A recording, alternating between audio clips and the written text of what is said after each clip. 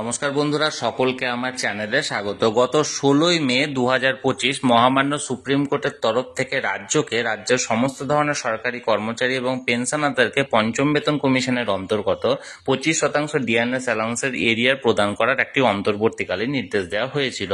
এই অন্তর্বর্তীকালীন নির্দেশের পরে এই মুহূর্তে সুপ্রিম কোর্ট থেকে এই 25% ডিএনএস অ্যালাউন্সের এরিয়া প্রদান সংক্রান্ত একটি অত্যন্ত গুরুত্বপূর্ণ খবর বা আপডেট বেরিয়ে এসেছে। কি সেই খবরে কি কি বলা হয়েছে এবং এটি কতটা গুরুত্বপূর্ণ, সকল কিছু আজকের ভিডিওতে বিস্তারিতভাবে আলোচনা করব। ভিডিওটি অত্যন্ত গুরুত্বপূর্ণ, তাই প্রথম থেকে শেষ পর্যন্ত অবশ্যই ধৈর্য সহকারে দেখবেন এবং ভালো লেগে থাকলে অবশ্যই একটি লাইক করবেন এবং সকলের সঙ্গে শেয়ার করবেন।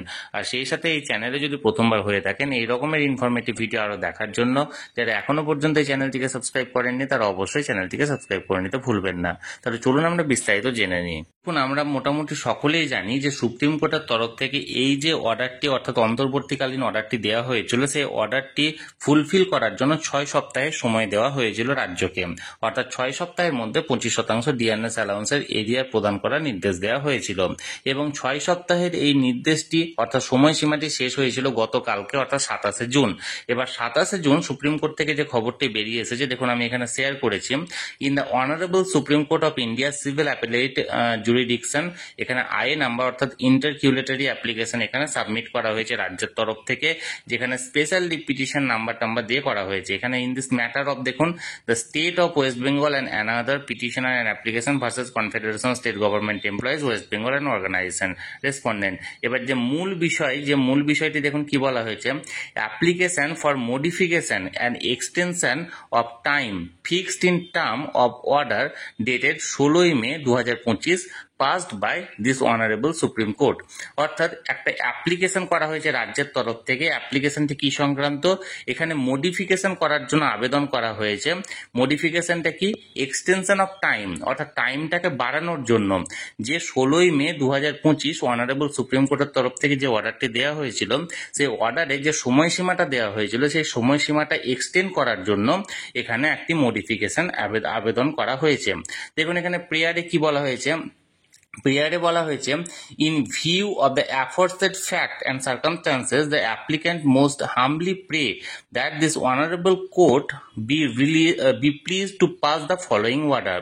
এখানে মানে যে অ্যাপ্লিকেশনটা বলা হয়েছে দেখুন number a, modify the order dated 16ই May 2025 by granting a further period of 6 months to the state of West Bengal to evolve the norms and principle of payment of DA under the ROPA 2009 as directed by the tribunal order after taking into consideration inflation on the basis of the AICPI অর্থাৎ All India Consumer Price Index number atom, as well as to deposit 25% of area of the DA payable in this honorable court।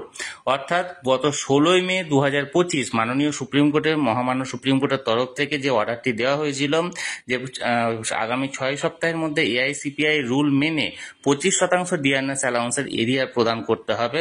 এই এরিয়ার প্রদান নিয়ে 6 সপ্তাহের সময় চাওয়া হয়েছে, অর্থাৎ আরো 6 মাসের সময় চাওয়া হয়েছে, অর্থাৎ আরো 6 মাস অতিরিক্ত সময় চাওয়া হয়েছে। দেখুন number B, add interim orders in terms of the prayer above। number C দেখুন, any other order or further order as this honorable court may deem fit, just and proper।